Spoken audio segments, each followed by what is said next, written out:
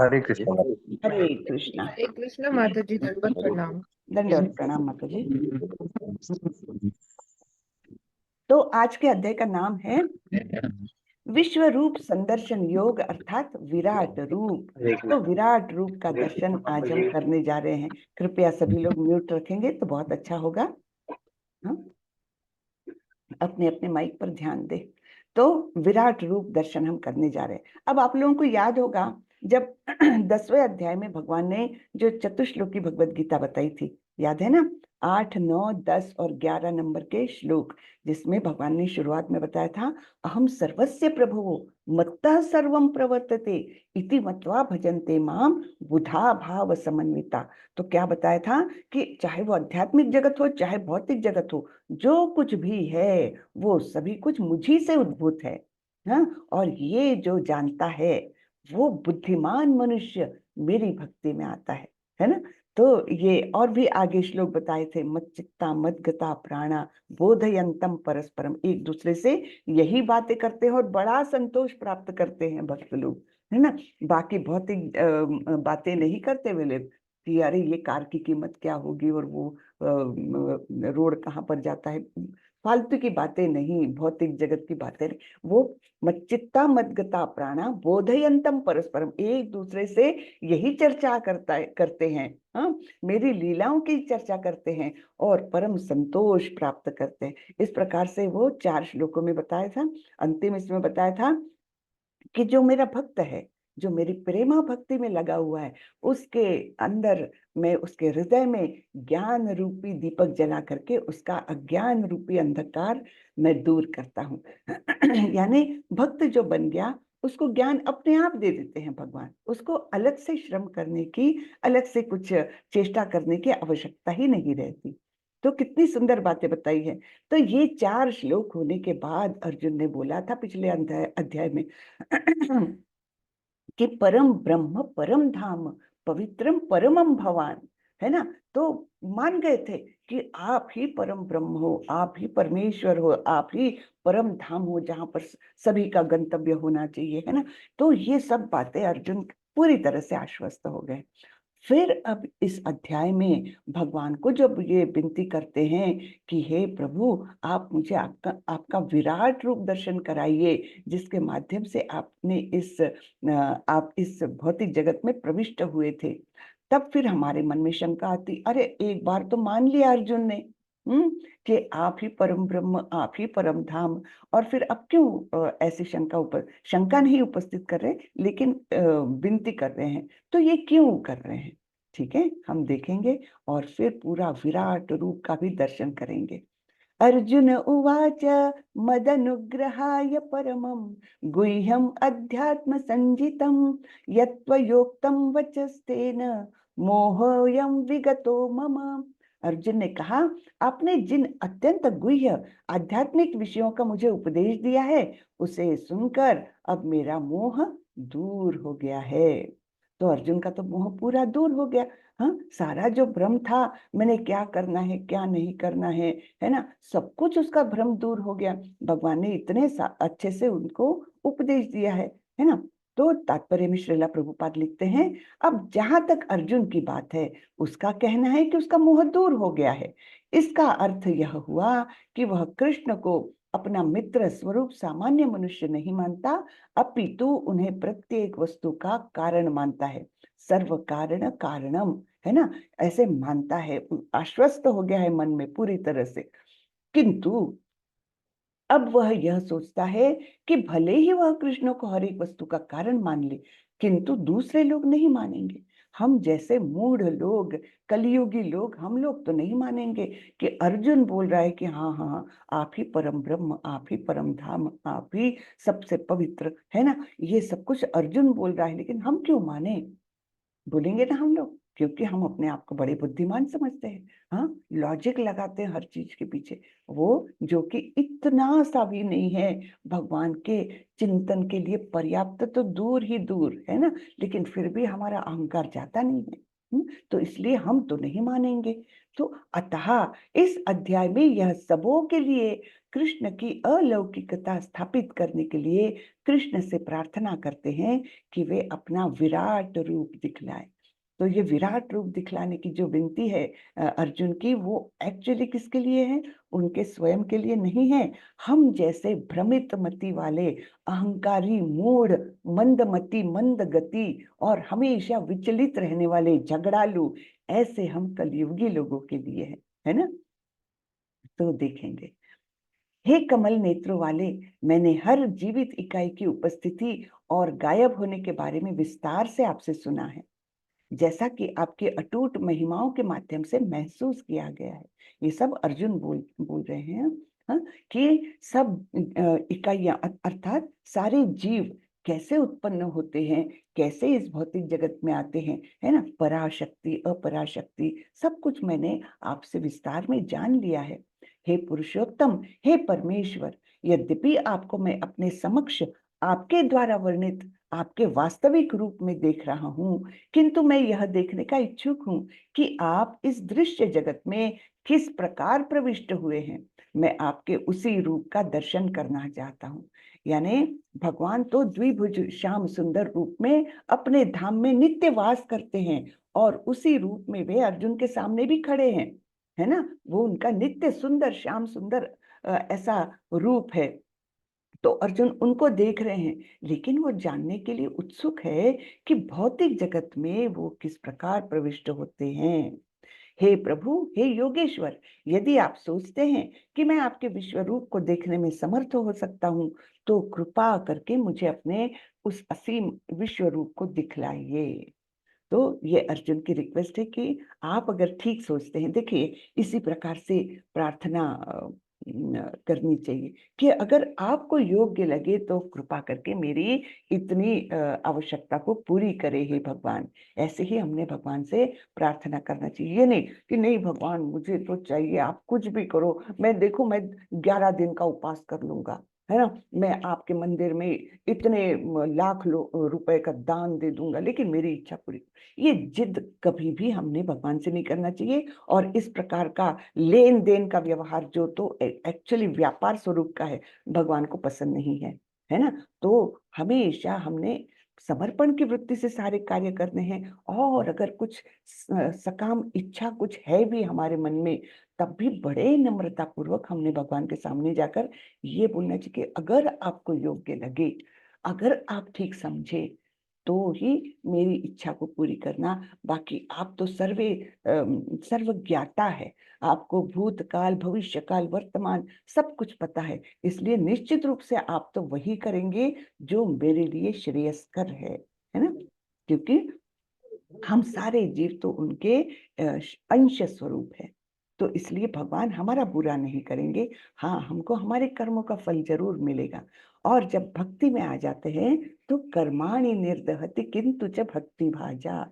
ब्रह्म संहिता में लिखा हुआ है कि इंद्र से लेकर इंद्र गोप नाम के एकदम माइक्रोस्कोपिक जीव तक सभी लोग अपने अपने कर्मों के बंधन में घूमते रहते हैं, अपने अपने कर्मों के बंधन में फंसे रहते हैं। लेकिन केवल भक्त ही है जिसके कर्म बंधन का निर्दहन हो जाता है।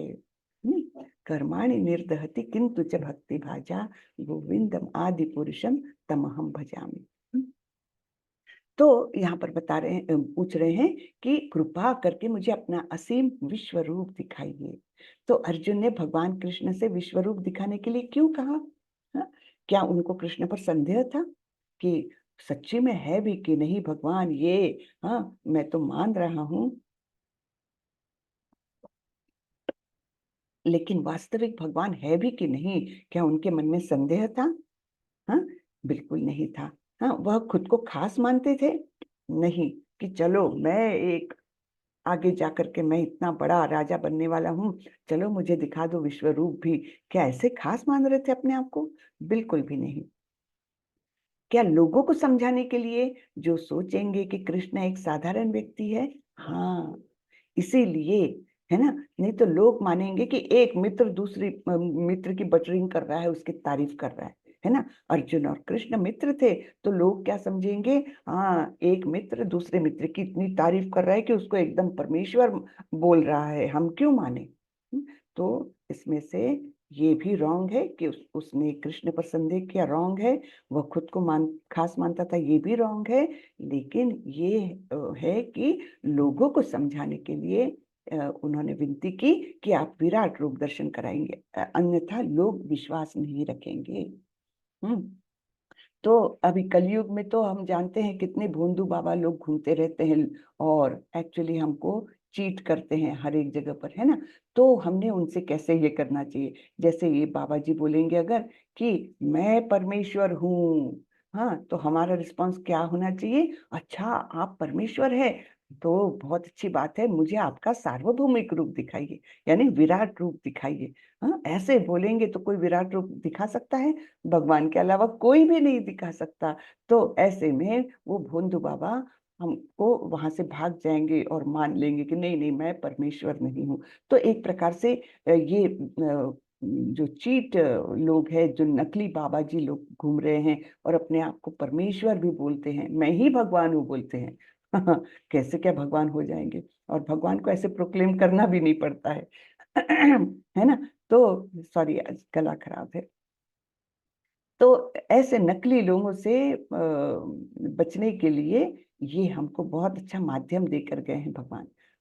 फिर भगवान ने कहा, अर्जुन हे पार्थ, अब तुम मेरे ऐश्वर्य को, सैकड़ों हजारों प्रकार के दैवी तथा विविध रंगों वाले रूपों को देखो। हे भारत, लो तुम आदित्यो, वसुओ, रुद्रो, अश्विनी कुमारो तथा अन्य देवताओं के विभिन्न रूपों को यहाँ देखो। तुम ऐसे आश्चर्यमय रूपों को देखो जिन्हें पहले किसी ने न तो कभी देखा है न सुना है। तो ऐसे आश्चर्यमय रूप अभी भगवान दिखाने जा रहे हैं। हे अर्जुन, तुम जो भी देखना चाहो उसे तत्क्षण मेरे इस शरीर में देखो। जो भी देखना चाहो, हाँ, तो उसी क्षण उनको दिख जाएगा। तुम इस समय तथा भविष्य में भी जो भी देखना चाहते हो उसको उसको यह विश्व रूप दिखाने वाला है। यहाँ एक ही स्थान पर चर अचर सब कुछ है, किंतु तुम मुझे अपनी इन आंखों से नहीं देख सकते, अतः मैं तुम्हें दिव्य आंखें दे रहा हूं। अब मेरे योग ऐश्वर्य को देखो। ठीक है। अब ये सब कुछ सुन रहे थे, देख रहे थे संजय भी। संजय भी बता रहे हैं धृतराष्ट्र को। संजय उवाच एव मुक्त्वा ततो राजन महायोगेश्वरो हरिः दर्शयामास पार्थाय परमं रूपमैश्वरम्। संजय ने कहा, हे राजा, इस प्रकार कहकर महायोगेश्वर भगवान ने अर्जुन को अपना विश्व रूप दिखाया। धृतराष्ट्र को वो नैरेट कर रहे हैं कि हे राजन, इस प्रकार महायोगेश्वर भगवान, योग करने वालों के ईश्वर योगेश्वर और महायोगेश्वर, ऐसा उनका वर्णन कर रहे हैं। अर्जुन ने इस विश्व रूप में असंख्य क्या है, असंख्य मुख, असंख्य नेत्र तथा असंख्य आश्चर्यमय दृश्य देखे। यह रूप अनेक दैवी आभूषणों से अलंकृत था और अनेक दैवी हथियार उठाए हुए था। यह दैवी मालाएं तथा वस्त्र धारण किए थे और उस पर अनेक दिव्य सुगंधियां लगी थी। सब कुछ आश्चर्यमय, तेजमय, असीम तथा सर्वत्र व्याप्त था।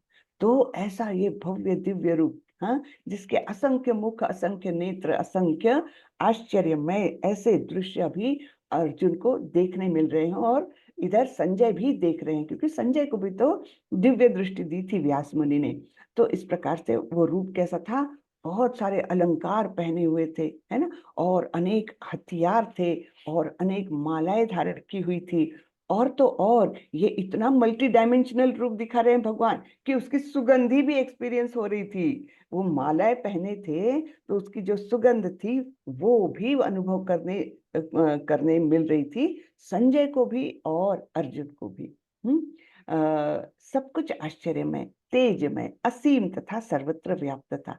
यदि आकाश में हजारों सूर्य एक साथ उदय हो तो उनका प्रकाश शायद परम पुरुष के इस विश्व रूप के तेज की समता कर सके।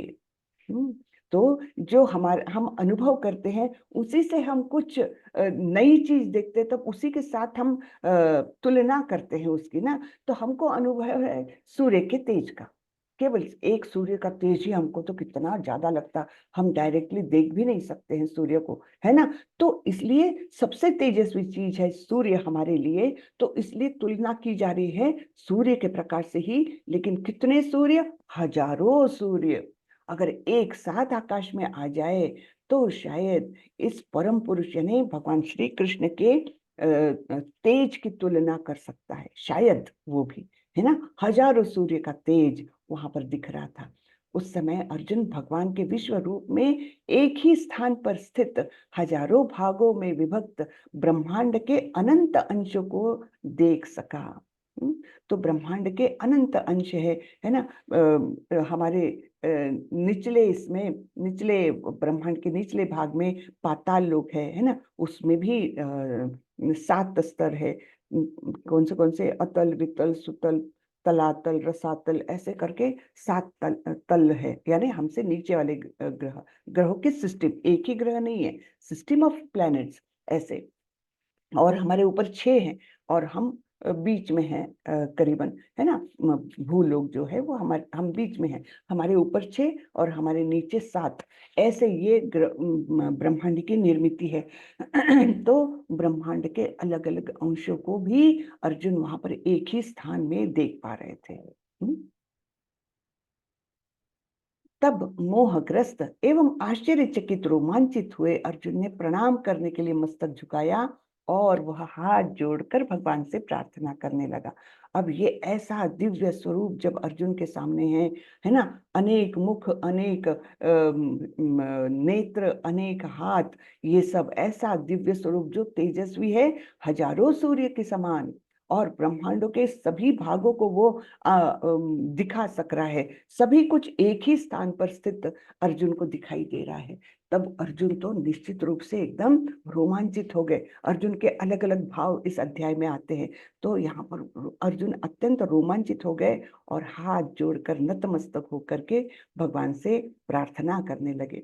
अर्जुन ने कहा, हे भगवान कृष्ण, मैं आपके शरीर में सारे देवताओं तथा अन्य विविध जीवों को एकत्र देख रहा हूँ। मैं कमल पर आसीन ब्रह्मा, शिव जी तथा समस्त ऋषियों एवं दिव्य सर्पों को भी देख रहा हूँ। तो यहाँ पर क्लियर हो जाता है कि भगवान का स्वरूप ऐसा है कि उसी में सारे देवता समाविष्ट है, क्योंकि देखिए ब्रह्मा जी को, शिव जी को, सभी देवताओं को अर्जुन वहीं पर देख पा रहा था। हे विश्वेश्वर, हे विश्वरूप, मैं आपके शरीर में अनेकानेक हाथ, पेट, मुंह तथा आंखें देख रहा हूँ जो सर्वत्र फैले हैं और जिनका अंत नहीं है। आप में ना अंत दिखता है, ना मध्य, ना आदि। तो वो विश्वरूप इतना फैला हुआ था कि वो कहाँ से शुरू हो रहा है, कहाँ उसका मध्य है, कहाँ अंत हो रहा है, कुछ भी समझ में नहीं आ रहा था। सर्वत्र व्याप्त ऐसा वो दिख रहा था, जमीन से लेकर आसमान तक और सारे ईस्ट से लेकर वेस्ट तक, जो सोचो आप, सभी जगह पर वो विराट रूप व्याप्त था। और उसमें अनेकानेक हाथ, है ना, और यानी ऐसे अनेकानेक स्वरूप थे उसमें छुपे हुए, हाँ, दिख रहे थे वो, है ना। आपके रूप को उसके चकाचौंध के कारण देख पाना कठिन है, कि जैसे पिछले इसमें वर्णन हुआ है, हजारों सूर्य एक साथ उदय हो तब जितना तेज होगा वैसा उनके शरीर का तेज था। तो ये चकाचौंध के कारण देख पाना असंभव हो रहा था, क्योंकि वह प्रज्वलित अग्नि की भांति अथवा सूर्य के अपार प्रकाश की भांति चारों ओर फैल रहा है। तो भी मैं इस तेजोमय रूप को सर्वत्र देख रहा हूँ, जो अनेक मुकुटों, गदाओं तथा चक्रों से विभूषित है। तो ऐसे वर्णन आ रहा है भगवान के स्वरूप का, विराट रूप का, है ना। तो इतना चकाचौंध कर देने वाला रूप है। इसमें अनेक गदा अर्थात अनेक अनेक शस्त्र, हाँ, इस प्रकार से अर्जुन को दिखाई दे रहे हैं। आप परम आद्य ज्ञेय वस्तु है, ज्ञेय यानी जानने योग्य, हाँ, परम आद्य ज्ञेय वस्तु है। आप इस ब्रह्मांड के परम आधार अर्थात आश्रय है। आप अव्यय तथा पुराण पुरुष है। आप सनातन धर्म के पालक भगवान है, यही मेरा मत है। तो अर्जुन अत्यंत भावुक होकर के भगवान की स्तुति कर रहे हैं कि आप ही हो जो आद्य जानने योग्य, ऐसे सबसे पहले आप ही को जानना चाहिए, तब बाकी संसार को जानने की आवश्यकता ही नहीं बचती है ना। तो परम आद्य ज्ञेय वास्तु है, आप इस ब्रह्मांड के परम आधार है, सारा ब्रह्मांड आप ही से उद्भूत हुआ है। तो जैसे भगवान ने 7वें अध्याय में बताया था कि जैसे एक मोती की माला होती है, तो लोगों को लगता है कि ये मोती आपस में जुड़े हुए हैं और बड़ी ही सुंदर दिखती है, लेकिन असली में उनको जोड़ने वाला क्या होता है, उनके अंदर से जाने वाला धागा। अगर धागा हटा लिया जाए तो उसका मोती की माला का सारा आश्रय निकल जाएगा, सब मोती बिखर जाएंगे, माला नष्ट हो जाएगी। वही है कि सभी चीज उसके आश्रय कौन है, परम आधार कौन है, भगवान। हाँ, तो आप अव्यय तथा पुराण पुरुष है, आप सनातन धर्म के पालक भगवान है। सनातन धर्म जो वर्णाश्रम पर आधारित है, 4 वर्ण और 4 आश्रम, ये सनातन धर्म है। हाँ, तो उसके पालक भगवान आप ही है, यही मेरा मत है। आप आदि मध्य तथा अंत से रहित है, आपका यश अनंत है, आपकी असंख्य भुजाएं हैं और सूर्य चंद्रमा आपकी आंखें हैं। मैं आपके मुख से प्रज्वलित अग्नि निकलते और आपके तेज से इस संपूर्ण ब्रह्मांड को जलाते हुए देख रहा हूँ। तो अर्थात विनाशकर्ता का भी रूप यहाँ पर दिख रहा है भगवान को, भगवान का, है ना। भगवान ही सृजन करता है, पालन करता है और विनाश करता भी है। तो इस प्रकार से जो आपके मुख से प्रज्वलित अग्नि जो निकल रही है, उससे सारा ब्रह्मांड जल रहा है, यानी क्या, विनष्ट भी हो रहा है। ये सब कुछ मैं देख पा रहा हूँ, क्योंकि भगवान ने बोला था तुम भूतकाल भी देख सकते हो, वर्तमान भी, और भविष्य में जो होने वाला है वो सब कुछ यहाँ पर इस रूप में देख सकते हो। यद्यपि आप एक है, किंतु आप आकाश तथा सारे लोगों एवं एवं उनके बीच में समस्त आकाश में व्याप्त है। हे महापुरुष, आपके इस अद्भुत तथा भयानक रूप को देखकर सारे लोग भयभीत है। हाँ, तो ये आपका इस ऐसा रूप जो है, प्रचंड रूप है, और जो सभी कुछ दिखा रहा है, विनाश भी दिखा रहा है, और इसमें क्या क्या है, आकाश तथा सारे लोग एवं उनके बीच के समस्त आकाश, यानी जो कुछ भी स्पेस है उसमें संपूर्ण रूप से आप व्याप्त है। और इस भयानक और अद्भुत रूप को देखकर सब लोग भयभीत है। देवों का सारा समूह आपकी शरण ले रहा है और आप में प्रवेश कर रहा है। उनमें से कुछ अत्यंत भयभीत होकर आपसे हाथ जोड़े आपकी प्रार्थना कर रहे हैं। महर्षियों तथा सिद्धों के समूह कल्याण हो कहकर वैदिक स्तोत्रों का पाठ करते हुए आपकी स्तुति कर रहे हैं। तो ऐसा ये रूप देख करके देखो, सबकी रिएक्शन अलग अलग है। देवता लोग उनकी शरण में जा रहे हैं, और बहुत सारे लोग उसमें से देवता लोग भी बहुत सारे भयभीत है, और फिर प्रार्थना कर रहे हैं कि हमारी रक्षा करो, हमारी रक्षा करो, है ना। और जो महर्षि लोग हैं, वो साधु लोग हैं, जो अत्यंत आध्यात्मिक तरीके के लोग हैं, तो वो लोग कल्याण हो ऐसा बोल करके वैदिक स्तोत्र बोल रहे हैं। हे महाबाहु, आपके इस अनेक मुख, नेत्र, बाहु, जांघ, पांव, पेट तथा भयानक दांतों वाले विराट रूप को देखकर देवतागण सहित सभी लोग अत्यंत विचलित है, और उन्हीं की तरह मैं भी हूँ। यानी अर्जुन भी भयंकर भयभीत हो रहे थे, ऐसा वो भयंकर रूप देख करके। हाँ, हे सर्वव्यापी विष्णु, नाना ज्योतिर्मय रंगों से युक्त आपको आकाश का स्पर्श करते, मुख फैलाए तथा बड़ी बड़ी चमकती आंखें निकाले देखकर भय से मेरा मन विचलित है। मैं न तो धैर्य धारण कर पा रहा हूँ और न मानसिक संतुलन ही पा रहा हूँ। तो ऐसी अवस्था हो गई है अर्जुन की, है ना, कि आपको देख करके भय से मेरा मन विचलित है। क्यों? क्योंकि आपकी बड़ी बड़ी चमकती आंखें जो है वो भय पैदा कर रही है मेरे अंदर, और मैं ना तो धैर्य पा रहा हूँ और ना मेरा मन संतुलित कर पा रहा हूँ। इस प्रकार अर्जुन के मन में अनेक अनेक भावनाएं उठ रही है। धृतराष्ट्र के सारे पुत्र अपने समस्त सहायकराओं के सहित तथा भीष्म, द्रोण, कर्ण एवं हमारे प्रमुख योद्धा भी आपके विकराल मुख में प्रवेश कर रहे हैं। उनमें से कुछ के शिरों को तो मैं आपके दांतों के बीच चूर्णित हुआ देख रहा हूँ। तो कितना भयंकर दृश्य है ना। जैसे सब खींचे जा रहे हैं, सारे योद्धा, सारे कौरव और उनके सहायक, सारे राजा लोग, सारे योद्धा, और इनके तरफ के भी बहुत सारे योद्धा, पांडवों के तरफ के भी, केवल कौरवों के नहीं, पांडवों की तरफ भी तो सारे ही लोग मतलब काल के मुख में जा रहे हैं। ऐसा दृश्य अर्जुन ने देखा। और तो और वो मुख उनके शिरों को चबा भी रहा था। कितना भयंकर, अर्थात उनका मृत्यु दिखा रहा था वो मुख, है ना। तो भगवान दिखा रहे हैं कि सारे लोग मृत्यु को प्राप्त होने वाले हैं इस युद्ध में।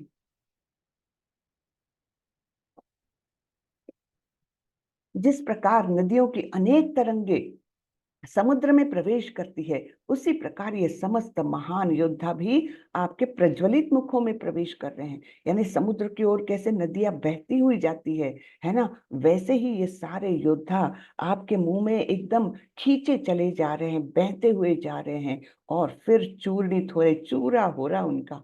ओहो, कितना भयंकर दृश्य है ना। तब भगवान ने कहा, यहाँ पर अर्जुन ने एक प्रश्न पूछा था कि आप कौन हो जो इस प्रकार से भयानक रूप है आपका, और सब शरीरों को आप चूर्णित कर रहे हो, ऐसे आप कौन हो। तब भगवान ने कहा, समस्त जगतों को विनष्ट करने वाला काल मैं हूँ, और मैं यहाँ समस्त लोगों का विनाश करने के लिए आया हूँ। तुम्हारे अर्थात पांडवों के सिवा दोनों पक्षों के सारे योद्धा मारे जाएंगे। तो ये भगवान ने तो भविष्यवाणी कर ही दी कि क्या होने वाला है इस युद्ध का परिणाम। क्या बोल रहे हैं कि मेरा ये जो रूप तुम देख रहे हो, जिसके अंदर सारे जीव, सारे योद्धा ऐसे खींचे चले जा रहे हैं, और उनको तुम मृत्यु को प्राप्त होते हुए भी देख रहे हो, उनके शरीर का, उनके मस्तिष्क का चूरा हो रहा है, चूर्णित हो रहे हैं। तो ये रूप मेरा काल रूप है। हाँ, काल रूप, या अर्थात विनाशकर्ता का रूप। अब काल के दो अर्थ निकलते हैं। काल यानी जो मृत्यु देने वाला वो है, वो भी काल कहलाता है, और समय भी काल कहलाता है ना। हम अपना कालापव्यय कितना करते हैं, मोबाइल देखते हुए, टीवी देखते हुए, न्यूज़पेपर फालतू का पढ़ते हुए, दोस्तों से गप्पे मारते हुए, है ना। तो एक भक्त का पहला लक्षण भक्ति रसामृत सिंधु में दिया हुआ है कि भक्त में क्या परिवर्तन आता है जब भक्ति में लगता है। तो अव्यर्थ कालत्वम, बिल्कुल वो अव्यर्थ, व्यर्थ में वो कोई भी समय अपना गवाता नहीं है। ये भक्त का एक गुण बताया गया है भक्ति रसामृत सिंधु में, अव्यर्थ कालत्वम, है ना। तो यहाँ पर भगवान ये काल जो बता रहे हैं वो कौन है, विनाश करता काल है। तो समस्त जगतों को विनष्ट करने वाला काल मैं हूं, और मैं सभी लोगों के मृत्यु का दाता बनने वाला हूं। तुम्हारे पांडवों के सिवा कोई भी नहीं बचने वाला। तो अब ये भविष्यवाणी तो कर दी। और अभी भगवान क्या बोल रहे हैं, तस्मात् उत्तिष्ठ यशो लभस्व, जित्वा शत्रुन् भुङ्क्ष राज्यं समृद्धं, मयैवैते निहताः पूर्वमेवं, निमित्तमात्रं भव सव्यसाचिन्। अतः उठो, लड़ने के लिए तैयार हो, और यश अर्जित करो, अपने शत्रुओं को जीत कर संपन्न राज्य का भोग करो। ये सब मेरे द्वारा पहले ही मारे जा चुके हैं, और हे सव्यसाची, तुम तो युद्ध में केवल निमित्त मात्र हो सकते हो। यानी तुम अपने आप को क्रेडिट मत दो, या डिस्क्रेडिट भी मत दो कि अरे मैं मारने वाला हूं, या क्रेडिट यानी हाँ देखो मैं कितना पराक्रमी हूं, दोनों भी नहीं। तुम केवल निमित्त मात्र भव सव्यसाची, है ना। तो केवल निमित्त बन रहे हो मेरे हाथों। मैंने तो सबको ऑलरेडी मार दिया। जब मैंने सोच लिया तो वो कार्य हो गया, भगवान का ऐसा है ना। तो क्या बोलते हैं उसको, प्रभु सोचे आपन सोचे होत नहीं, प्रभु सोचे तत्काल। हम कितने भी प्लान करें, ये करे वो करे, आपन सोचे होत नहीं, प्रभु सोचे तत्काल। भगवान ने अगर सोच लिया तो वो बात होनी ही होनी है, तत्काल। हाँ, तो ये भगवान बोल रहे हैं कि ये इनको तो मैंने पहले ही मार दिया है, सारे योद्धाओं को मैंने मार दिया है, केवल तुमको अब ये युद्ध करना है, निमित्त मात्र बनना है। यानी भगवान अपने भक्तों को क्रेडिट देना चाह रहे हैं। नहीं तो भगवान एक दृष्टिक्षेप में सब योद्धाओं को मार सकते थे। सब यानी जो विनाशाय च दुष्कृताम जो कार्य है, वो एक दृष्टिक्षेप से एक सुदर्शन को भेज देते तो सबका निपात करके वो वापस आ जाता। लेकिन भगवान अपने भक्तों को क्रेडिट देना चाहते हैं, है ना, कि इसलिए अर्जुन उनका भक्त था तो अर्जुन को क्रेडिट मिले, पांडवों को क्रेडिट मिले, इसलिए बोल रहे हैं निमित्त मात्र भव सव्यसाची। ठीक है।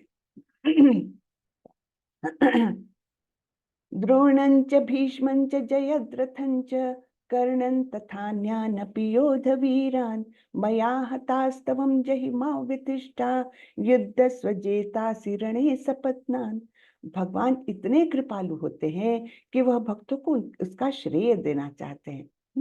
द्रोण, भीष्म, जयद्रथ, कर्ण तथा अन्य महान योद्धा पहले ही मेरे द्वारा मारे जा चुके हैं, अतः उनका वध करो और तनिक भी विचलित न हो। तुम केवल युद्ध करो, युद्ध में तुम अपने शत्रुओं को परास्त करोगे।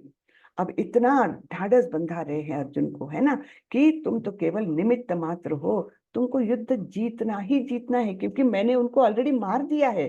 तुम युद्ध करो, अपना कर्तव्य करो, है ना, कर्तव्य से मुंह मत फेरो, अपना कर्तव्य करो, निष्ठा से करो, तुमको निश्चित रूप से जीत हासिल होने ही वाली है। संजय ने धृतराष्ट्र से कहा, हे राजा, भगवान के मुख से इन वचनों को सुनकर कांपते हुए अर्जुन ने हाथ जोड़कर उन्हें बारंबार नमस्कार किया। फिर उसने भयभीत होकर अवरुद्ध स्वर में कृष्ण से इस प्रकार कहा। अर्जुन ने कहा, हे ऋषिकेश, आपके नाम के श्रवण से संसार हर्षित होता है और सभी लोग आपके प्रति अनुरक्त होते हैं। यद्यपि सिद्ध पुरुष आपको नमस्कार करते हैं, किंतु असुरगण भयभीत है और इधर उधर भाग रहे हैं। यह ठीक ही हुआ है। हे महात्मा, आप ब्रह्मा से भी बढ़कर है, आप आदि सृष्टा है। ब्रह्मा तो सेकेंडरी सृष्टा हुए, है ना, गौण सृष्टा है, क्योंकि उनको जब ब्रह्मांड में एक स्थान पर स्थापित किया गया, उसके बाद उनको ज्ञान मिला कि क्या करना है, कैसे करना है। भगवान ने उनको हृदय से ज्ञान दिया था, है ना। तो ये अर्जुन बोल रहे हैं, आप तो ब्रह्मा जी से भी बढ़ के हैं, क्योंकि आपने उनको भी निर्माण किया है, तो आप आदि सृष्टा है, तो फिर आपको सादर नमस्कार क्यों न करे। हे अनंत, हे देवेश, हे जगन निवास, आप परम स्रोत, अक्षर, कारणों के कारण तथा इस भौतिक जगत से परे हैं। तो ये सब अर्जुन गदगद होकर के प्रार्थना कर रहे हैं भगवान श्री कृष्ण की। आप आदि देव, सनातन पुरुष तथा इस दृश्य जगत के परम आश्रय हैं। आप सब कुछ जानने वाले हैं और आप ही सब कुछ है जो जानने योग्य है। आप भौतिक गुणों से परे परम आश्रय हैं। हे अनंत रूप, यह संपूर्ण दृश्य जगत आपसे व्याप्त है। तो सभी कहीं आप ही है, सर्वव्यापी, ऐसा आपका रूप है। आपको अपना मित्र मानते हुए मैंने हठ पूर्वक आपको हे कृष्ण, हे यादव, हे सखा जैसे संबोधनों से पुकारा है, क्योंकि मैं आपकी महिमा को नहीं जानता था। मैंने मूर्खतावश या प्रेमवश जो कुछ भी किया है, कृपया उसके लिए मुझे क्षमा कर दे। यही नहीं, मैंने कई बार आराम करते हुए समय, एक साथ लेटे हुए या साथ साथ खाते या बैठे हुए, कभी अकेले तो कभी अनेक मित्रों के समक्ष आपका अनादर भी किया है। हे अच्युत, मेरे इन समस्त अपराधों को क्षमा करे। अब अर्जुन को अपने करतूतें याद आ रही है। अरे मैंने तो कितनी बार इनको ऐसे ऐसे पुकारा, हे कृष्ण, हे यादव, है ना, इस प्रकार से उनको आवाज दी है। और कभी कभी तो मैंने उनके साथ एक साथ लेटा हुआ हूँ, कभी उनके साथ साथ खाना खाया हूँ, और कभी तो मित्रों के साथ जब बैठे रहते हैं तब हंसी टिटोली में कभी कभी अनादर भी किया है मैंने। और ये सब बातें अभी अर्जुन को याद आ रही है और वो बोल रहे मुझे क्षमा करे, मैंने बहुत सारे अपराध आपके चरणों में किए हैं। पहले कभी न देखे गए आपके विराट रूप का दर्शन करके मैं पुलकित हो रहा हूँ, किंतु साथ ही मेरा मन भयभीत हो रहा है। अतः आप मुझ पर कृपा करें और हे देवेश, हे जगन निवास, अपना पुरुषोत्तम भगवत स्वरूप पुनः दिखाएं। यानी क्या बोल रहे हैं, आपका जो संयमित रूप है ना, जिसका मैं आदी हूँ, जो मैं देखता हूँ हमेशा, उस रूप में आ जाइए, क्योंकि ये भव्य दिव्य रूप के कारण तो मैं भयभीत हो रहा हूँ। तो अब बंद कर दीजिए ये सब कुछ, विराट रूप का दर्शन बंद कर दीजिए, ऐसे बोल रहे हैं। हे विराट रूप, हे सहस्त्रभुज भगवान, मैं आपके मुकुटधारी चतुर्भुज रूप का दर्शन भी करना चाहता हूँ। यानी अब विराट रूप का दर्शन किया और बोल रहे हैं कि आप सामान्य रूप में आ जाओ, लेकिन हाँ, मुझे बीच में वो चतुर्भुज रूप भी देखना है ना, जिसमें आप अपने चारों हाथों में शंख चक्र गदा तथा पद्म धारण किए हुए हो। मैं उसी रूप को देखने की इच्छा करता हूँ। हे कुरुश्रेष्ठ, तब अभी भगवान बोल रहे हैं, हे कुरुश्रेष्ठ, कुरुश्रेष्ठ है ना कौन, अर्जुन। तुमसे पूर्व मेरे इस विश्व रूप को किसी ने नहीं देखा, क्योंकि मैं न तो वेदाध्ययन के द्वारा, न यज्ञ दान पुण्य या कठिन तपस्या के द्वारा इस रूप में, इस संसार में देखा जा सकता हूँ। तो ये जो विराट रूप दर्शन कराया, जिसको विश्व रूप दर्शन भी कहते हैं, ये पूर्ण रूप से भगवान ने केवल अर्जुन को दिखाया है। और उस समय जो जो देख पा रहे थे, जैसे संजय देख पा रहे थे, देवतागण देख पा रहे थे, सिद्ध मुनि वो लोग देख पा रहे थे, है ना, महर्षि लोग देख पा रहे थे, बाकी कोई नहीं देख पा रहा था। यानी युद्ध भूमि में इतने सैनिक खड़े थे, बाकी कोई नहीं देख पा रहा था। ठीक है, तो भगवान बोल रहे कि ये वाला विश्व रूप मैंने केवल तुमको दिखाया है। इसके पहले भी भगवान ने आंशिक ऐसा विश्व रूप दर्शन कराया था। किसको किसको, एक तो यशोदा मैया को कराया था, जब यशोदा मैया ने बोला था, बताओ तुमने मिट्टी खाई है कि नहीं, मुंह खोल करके बताओ।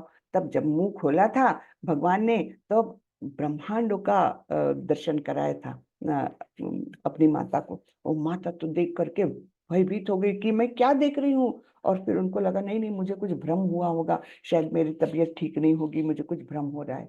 उन्होंने विश्वास नहीं किया, है ना, मतलब कि ये विश्व रूप मुझे दिखा रहे हैं, ये नहीं पता चला उनको। और दूसरी बार जब भगवान पांडवों के दूत बन करके कौरवों के पास गए थे संधि बातें करने के लिए, संधि की बातें करने के लिए, कि चलो तुम पूरा राज्य नहीं देते, कोई बात नहीं, आधा राज्य तो दे दो पांडवों को।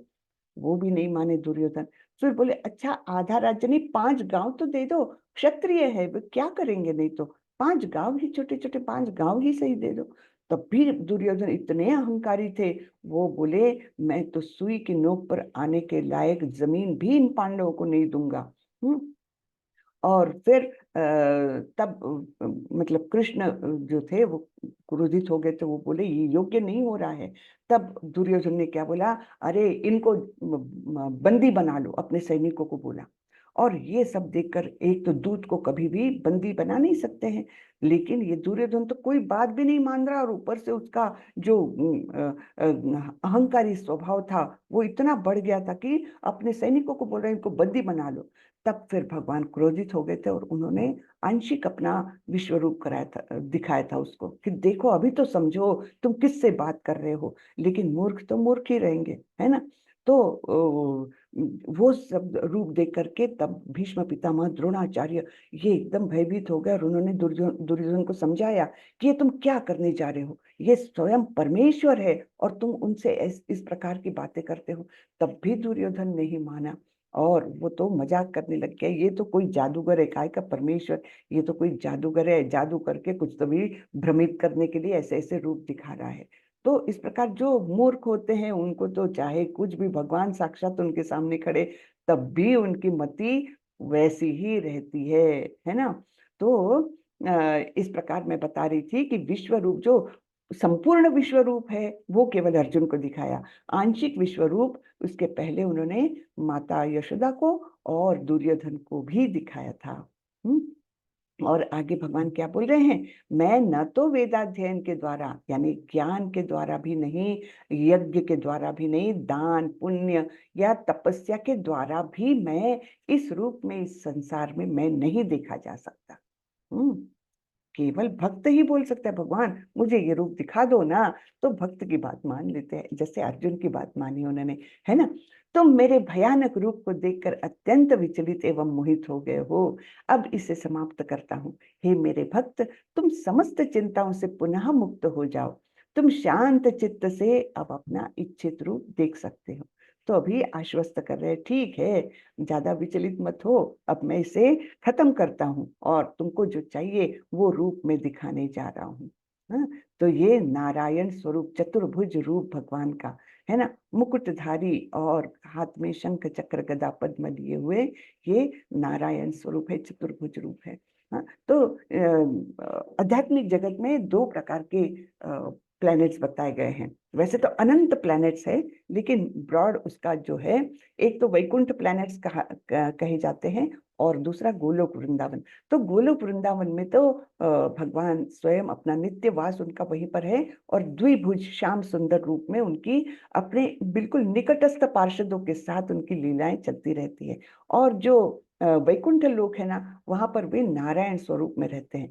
तो ये भिन्नता ऐसी है जैसे एक पुलिस ऑफिसर हो, हाँ, तो वो घर में कैसा रहेगा, एकदम कुर्ता पैजामा पहन के या एकदम घर के ड्रेस में और घर के लोगों के साथ एकदम अनौपचारिक ऐसा रहेगा, है ना। तो कभी बच्चों के साथ खेलेगा, कभी बच्चों के लिए घोड़ा घोड़ा भी बन जाएगा, कुछ भी मतलब सब कुछ करेगा अपने घर में। लेकिन जब वो ऑफिस को जाता है पुलिस ऑफिसर, तो एकदम अपना यूनिफॉर्म पहन करके कड़क इसमें जाता है और उसका व्यवहार एकदम भिन्न रहता है ऑफिस में, है ना। बिल्कुल वैसा ही गोलोक वृंदावन में भगवान की लीलाएं अलग होती है, लेकिन जब वे नारायण स्वरूप में वैकुंठ में रहते हैं, तब उनका वो आचरण जैसा ऑफिशियल ऐसा रहता है।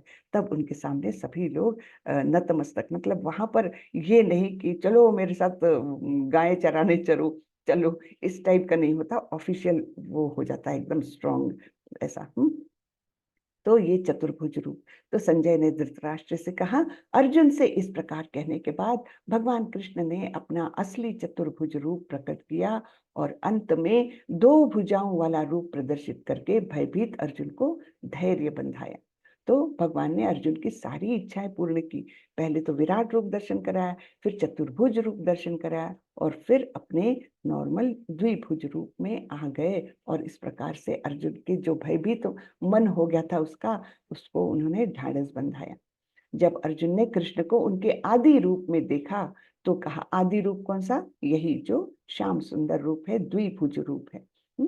आदि रूप में जब उन्होंने देखा तो कहा, हे जनार्दन, आपके इस अति सुंदर मानवीय रूप को देखकर मैं अब स्थिर चित्त हूँ और मैंने अपनी प्राकृत अवस्था प्राप्त कर ली है। श्री भगवान ने कहा, हे अर्जुन, तुम मेरे जिस रूप को इस समय देख रहे हो, उसे देख पाना अत्यंत दुष्कर होता है।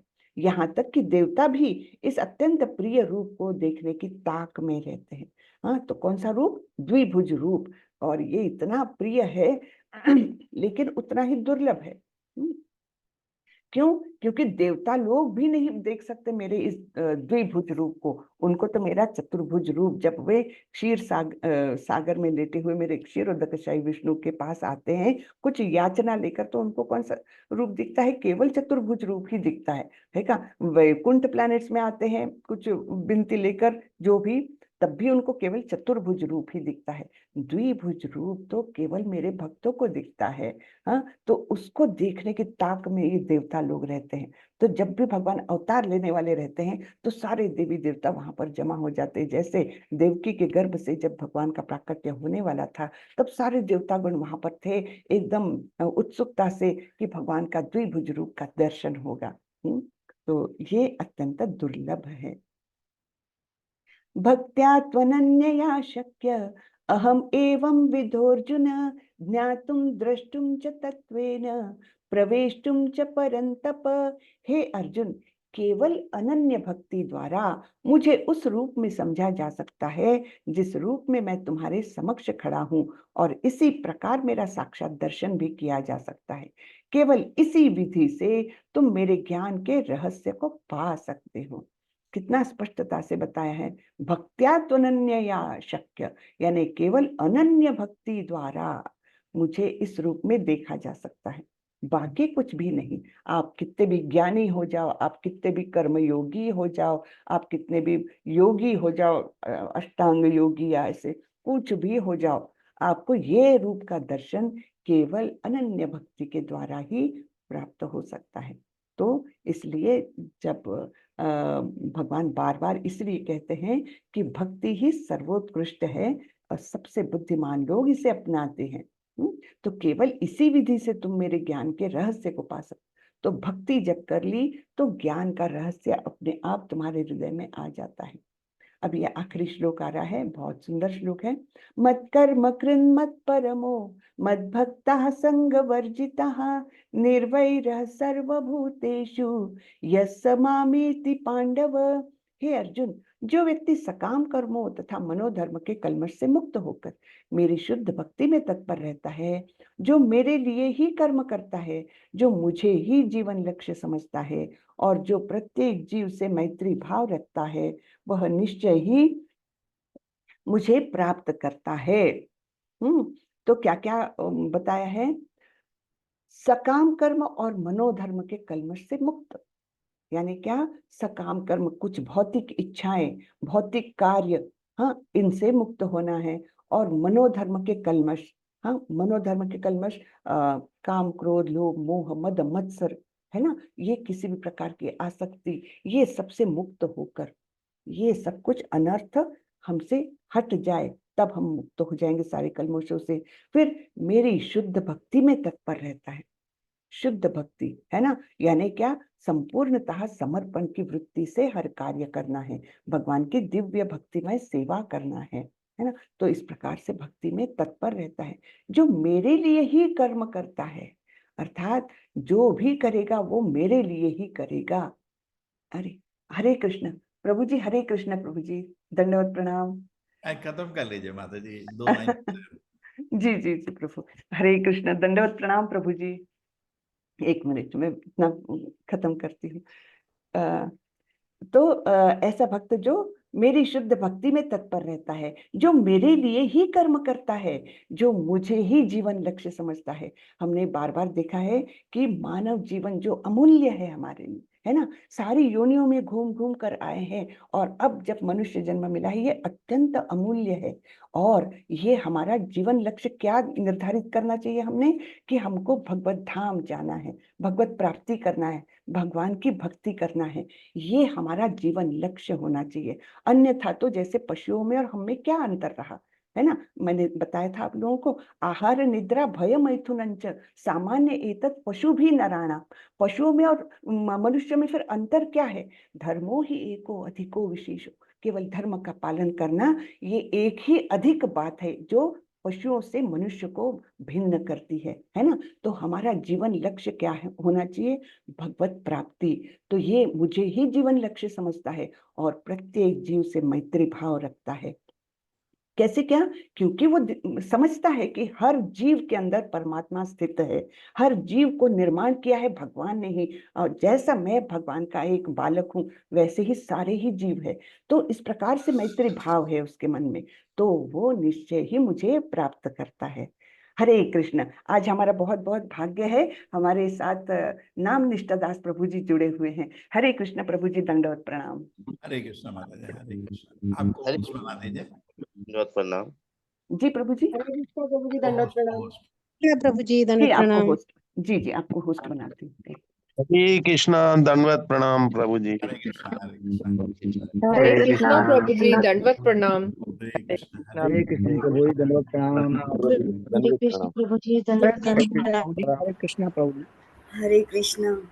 हरे कृष्ण। हरे कृष्णा।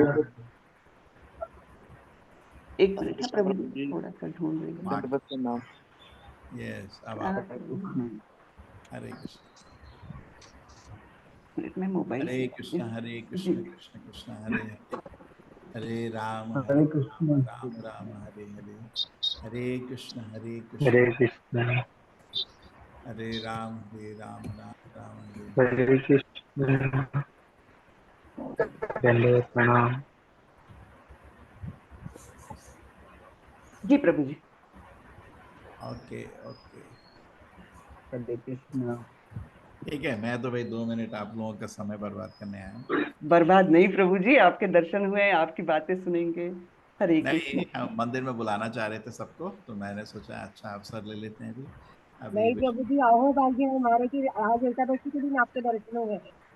हम बड़े भाग्यशाली प्रभु जी, और आपका कितना कितना आभार माने उसका कम है प्रभु जी, हमारे लिए आपने इतने सारे सुविधाएं दी है भगवान को जानने की। वेरी गुड, ठीक है, अच्छा लग रहा है सुनने में। ये सब कुछ भी सच नहीं है। ठीक है, हमारा मैं तो ये बोलना चाहता था कि टेम्पल आइए कभी। अभी आप लोग को तो कितना लोग हैं इसमें से जो नया फर्स्ट टाइम क्लास अटेंड कर रहे हैं माता जी, आपको आइडिया है? मुझे लगता है 50% ज्यादातर लोग है, मुझे नहीं है। 80% लोग वेरी हैं। गुड, हाँ, वेरी हाँ, गुड। देखिए, and good, your voice was माता जी एज अ टीचर, बहुत अच्छा लग रहा था here. And by Krishna's grace हमारी इच्छा है कि सभी लोग जो आप अभी अटेंड कर रहे हैं सब लोग अच्छे टीचर बने। और थोड़ा टीचर बनने से पहले सुन लीजिए, हमारे 1 2 3 4 5 5 लेवल कोर्सेज कंप्लीट होने में आप टीचर बन जाते हैं अभी। और सारे कोर्सेज आपके लिए हमने फ्री रखे हैं, तो पूरा फायदा उठाइए। इसको भी लेवल 1 को अगर आपको लगता है अभी, कभी कभी एक बारी में नहीं, 2 बारी 3 बारी कितना करना है करिए। अभी इसके बाद आपके लिए कंटिन्यू, क्लास के बाद एक कंटिन्यू, माता जी हमारा रिक्वेस्ट सबसे है ना, ऐसा ही हो रहा है ना, आप कंटिन्यू रखेंगे ना अभी, या कोर्स होने के बाद लेवल 2 भी कर सकते हैं इन लोगों के साथ। जी जी। नेक्स्ट बैच आपका क्या कह जून, रहा है? तो आपके ना पास टाइम है, छोटी सी अच्छे बिल्डिंग से है कुछ। अच्छे से आप समझा सकते हैं इनको, एकदम फिक्स्ड, कि कोई भी डाउट हो। किसी को कुछ डाउट है, कुछ क्वेश्चन है? अभी आपने 11 चैप्टर सुन लिया, आज विश्व रूप का भी दर्शन हुआ। एक आश्चर्य होता है कि विश्व रूप लोग सबसे इम्पोर्टेंट समझते हैं, लेकिन भक्त को तो कृष्ण का द्विभुजा मुरलीधर रूप ही सबसे सुंदर लगता है। हाँ, किसी को कुछ प्रश्न है?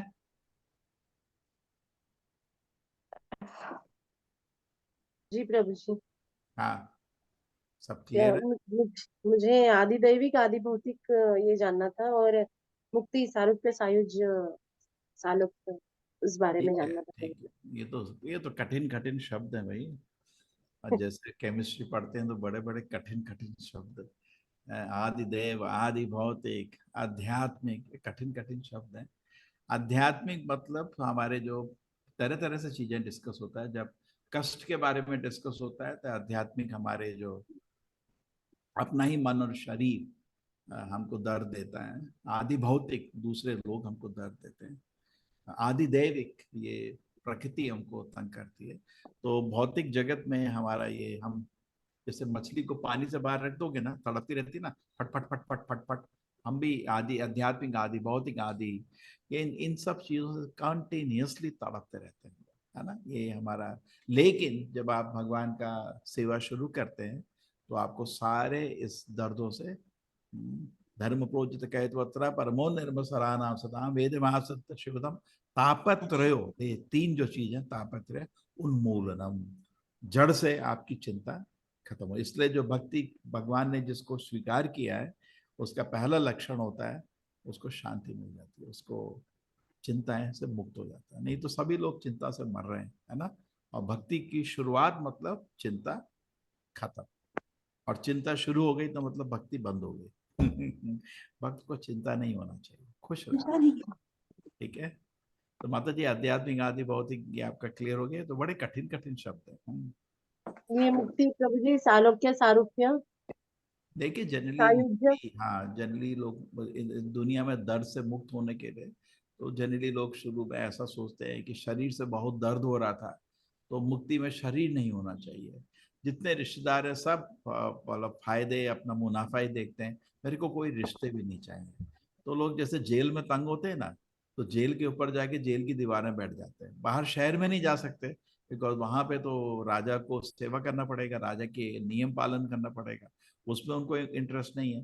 लेकिन जेल से तड़प के थक गए, जेल में पत्थर तोड़ने पड़ते हैं, ये करना पड़ता है, वो करना पड़ता है, तो जो ऊपर जाके जेल की दीवारें बैठ जाती है। ये होता है सायुज्य मुक्ति, जो पहली मुक्ति है, जिसको जनरली लोग उसी को मुक्ति जानते हैं, उसके आगे लोग जानते नहीं है।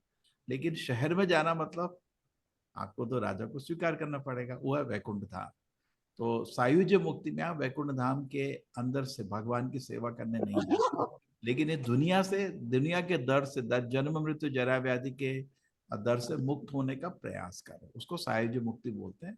लेकिन जेल की दीवार के ऊपर बैठे रहोगे ना, फिर बोर हो जाओगे, कुछ टाइम बाद अंदर कूद के वापस आ जाओगे। इसलिए सायुज्य मुक्ति में डेंजर ये है कि स्थायी नहीं रहती। आरूह्य कृच्छेन परम पदम तः, आदमी वापस उल्टे वापस कुछ काम में दुनिया में वापस आ जाता है। लेकिन जो भगवत धाम जाता है और भगवान की सेवा करता है तरह तरह से, हाँ,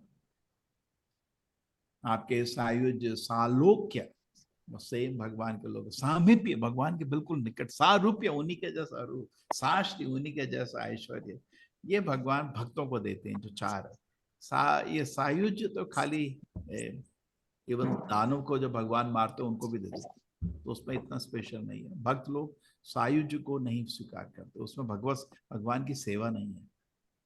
ठीक है माता जी, धन्यवाद प्रभु जी, बहुत बहुत सुंदर। ठीक है। हरे कृष्ण।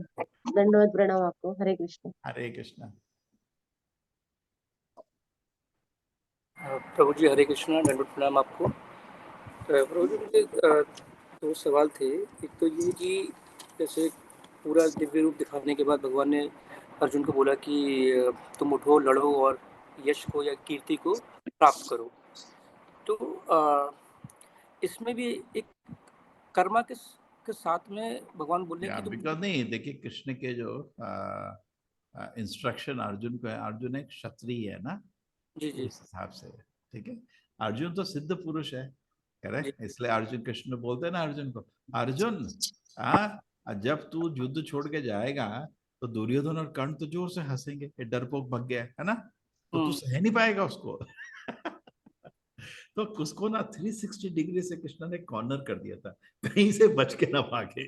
ठीक है, समझ गए। अर्जुन तू अगर बोलता है कि हम शरीर नहीं आत्मा नहीं, शरीर नहीं आत्मा, हम आत्मा नहीं है, तो काट फिर तो हम एक आत्मा नहीं है तो मतलब जीवन क्या है, केमिकल है तो पैकेट है। जब सब्जी काटने में कौन रोता है, काट मार सबको। वो उसको कोई एक रास्ता नहीं दे रहे थे निकलने का, युद्ध कर। तो एक क्षत्रिय होने के नाते तो वो तो सिद्ध पुरुष है, वो क्षत्रिय के बहुत ऊपर है, लेकिन एक क्षत्रिय को कैसे शिक्षा देना वो भी सिखा रहे हैं उसमें। ठीक है, तो आपके हर लेवल से शिक्षा है भगवत गीता में। ठीक है, तो आप बोलेंगे ये तो ठीक है, नॉर्मल आदमी के लिए तो ठीक है ना, यश तो जाएगा ना, लोग तो हंसेंगे तेरे पे, यश कीर्ति, युद्ध जीतेगा तो सब बोलेंगे अरे युद्ध जीता है ना, करेक्ट। मेरा प्रश्न ये था कि जिस मतलब कि उनको बोले कि कर्म करो और इस युद्ध को लड़ो और इस यश को प्राप्त करो। तो अगर हम कोई भी कर्म करेंगे यश प्राप्ति है इस चीज के लिए, तो हमारा जो उस कर्म से अटैचमेंट है वो भी कहीं ना कहीं इंटरनली जो है वो क्रिएट होगा। लेकिन कर्म ठीक है ना, लेकिन देखो क्या है, देखो अलग अलग तरह की इंस्ट्रक्शन है। आप ब्राह्मण की इंस्ट्रक्शन क्षत्रिय को नहीं दे सकते ना, है ना। तो कृष्ण जी ने क्षत्रिय को, तो आप देखो डेफिनेशन क्या है, क्षत्रिय मतलब जिसको धन चाहिए, जिसको राज्य चाहिए, है ना। तो आप बोलेंगे वो तो क्षत्रिय को चाहिए ना, तो वो युद्ध कर। तो क्षत्रिय होने के नाते उसको क्षत्रिय की शिक्षा भी दी है, समझ गए। शुद्ध भक्त के रूप में भी शिक्षा दिया, अर्जुन बस तू मेरा नाम जप कर, है ना, भगवत धाम आ जा, वो भी दिया है। लेकिन वो क्षत्रिय है तो क्षत्रिय होने के नाते भी उसको शिक्षा दी, ठीक है ना। जैसे आपको रियलिस्टिक होना चाहिए, किसी को आप बात कर रहे हो कि दुकानदार के पास बैठे हो और उसको बोल दे पैसे से बिल्कुल लगाव छोड़ दे। वो तो चलेगा सर, आप कल मिलेंगे, उससे भगा देगा ना। तो हमको प्रैक्टिकल होना चाहिए। अब वैश्य से बात कर रहे हैं तो पैसे की बात करो, क्षत्रिय से बात कर रहे हैं तो यश की बात करो, ब्राह्मण से बात कर रहे हैं तो ज्ञान की बात करो, है ना।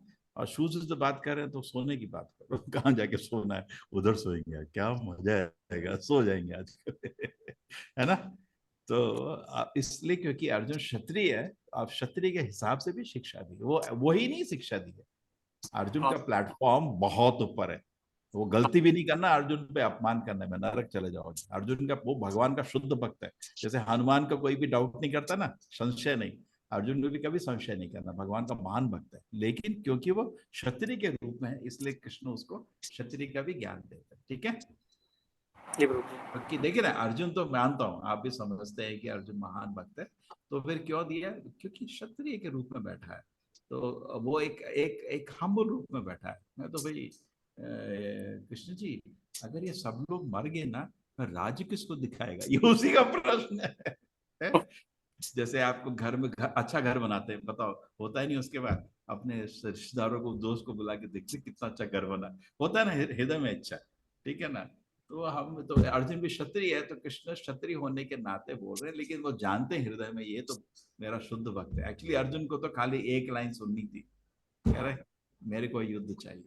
अर्जुन ने बोला कृष्ण जी कर देंगे, बाकी हम लोगों के लिए शिक्षा है ना, अर्जुन को नहीं चाहिए वो सब शिक्षा। जी जी। तो थोड़ा ये डेलिकेट है। मतलब इसी तरह रहती है कि भगवत गीता में ना बहुत लेवल्स की इंस्ट्रक्शंस है, बहुत एक ही लेवल पे नहीं है। अगर आप बोलो कि शुद्ध भक्ति, वो तो एंड में बोल रहे हैं ना, सर्वधर्मान परित्यज्य, है ना, एक ही लाइन काफी थी ना, बाकी सब बोलने की जरूरत नहीं थी। तो भगवत गीता ग्रेजुअली लिफ्ट होती है step by step by step step. तो उसमें आपको ये शिक्षा भी दिखती है, अपने यश कमाओ, राज्य पाओ, तुम भी खुश, आनंद ही आनंद है वो भी है। लेकिन उसके बाद जैसे कृष्ण जी शुरू में बोलते हैं 3rd चैप्टर में देवी देवता की पूजा करो, हाँ, तो आगे आगे बोलते हैं अरे कोई जरूरत नहीं, तुम खाली मेरी पूजा करो, है ना, है ना। तो वो स्टेप बाय स्टेप लिफ्ट हो रहा है भगवत गीता। तो अगर आप उसको समझेंगे तो ऑल एंगल से अर्जुन कवर हो गया। अगर युद्ध करने के भगवान ने बहुत कारण दे दिए उसको, है ना। उसने 5 प्रश्न बोले थे ना हमारे पहले अध्याय में, मैं युद्ध नहीं करना चाहता, है ना। कुछ प्रश्न भौतिक थे, तो भौतिक प्रश्न का भौतिक उत्तर था। बोलता था पाप हो जाएगा, तो पाप, मेरी सेवा में पाप ये कब से होने लगा हनुमान जी पूरा लंका जला के आए, कोई पाप नहीं होता, है ना। पाप, मेरी सेवा में पाप।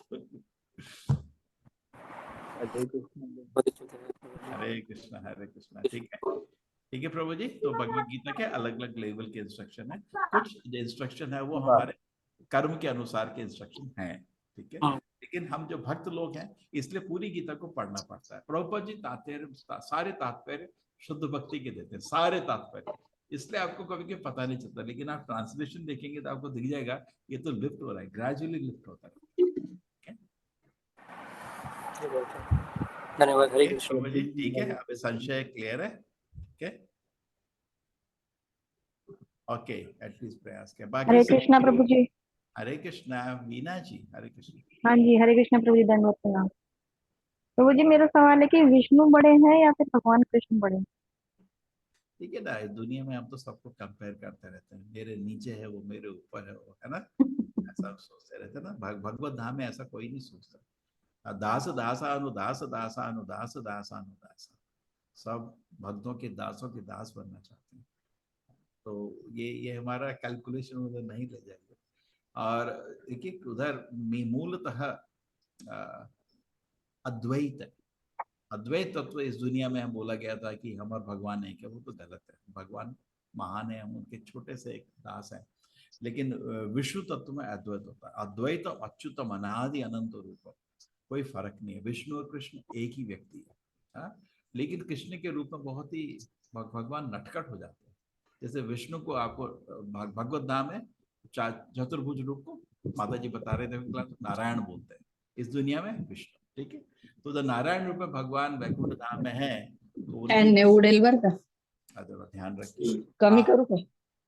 तो नारायण रूप में जो भगवान है वैकुंठ लोक में है, तो उनके पास लोग से वजह लक्ष्मी जाती है, ठीक है। और उनको मक्खन खाना है तो एक लक्ष्मी लेके जाती है, और नारायण थोड़ा सा मक्खन खाते हैं, लक्ष्मी मुस्कुराती है, नारायण मुस्कुराते हैं, सारे भक्त बहुत ही आनंद है, ठीक है। लेकिन कृष्ण बड़े नटखट है, वो तो ऐसे करते नहीं, वो तो चोरी से खाते हैं तो वो सब लोग चुप के जाते हैं, घर में घुसते हैं, और आनंद टेंशन हो जाता है, बहुत टेंशन हो जाता है ना।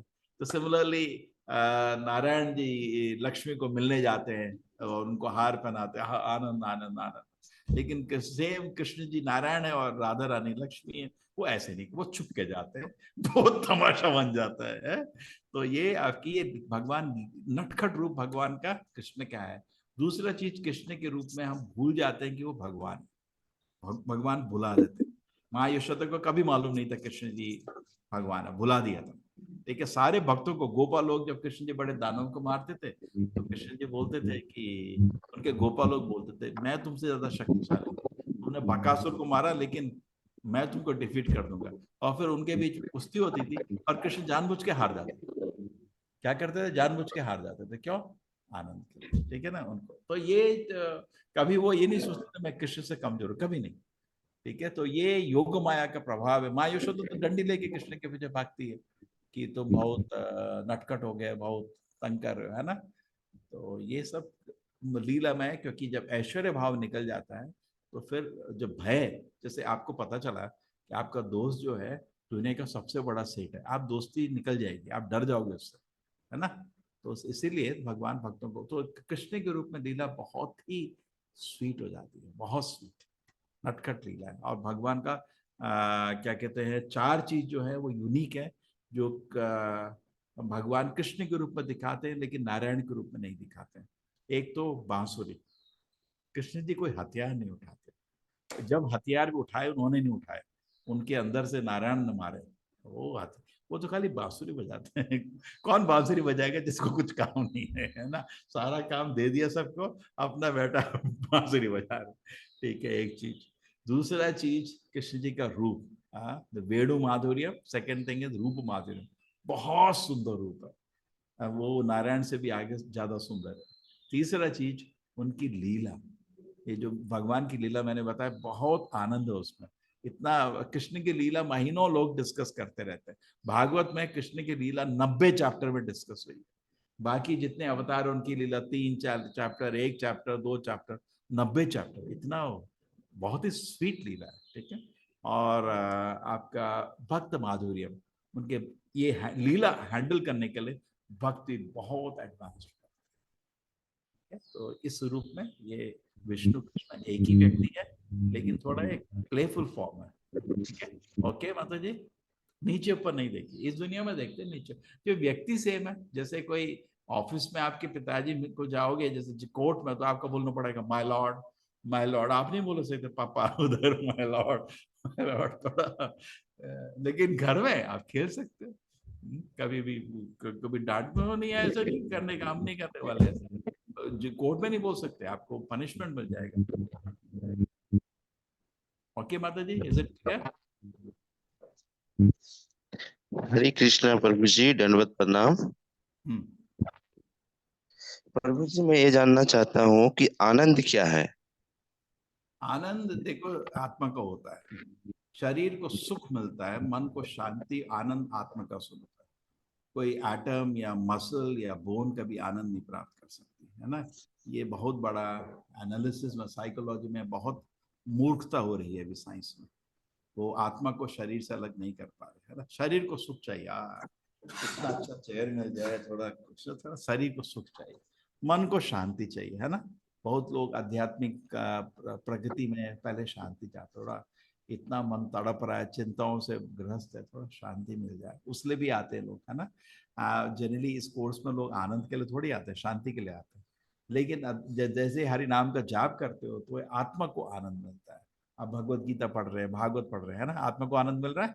ये तीसरा चीज है। ठीक है, आनंदमयो भ्यासा, ये आत्मा का रूप है आनंद। इसलिए देखिए, कोई भी जीव है, या बिल्ली हो या, वो सब लोग इधर उधर क्या ढूंढ रहे हैं? आनंद ढूंढ रहे हैं, सब आनंद ढूंढ रहे हैं।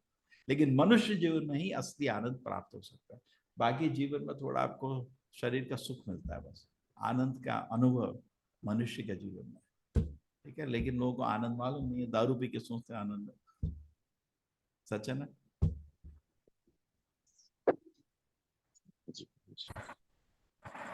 तो ये एक सवाल था मेरा अरे, कि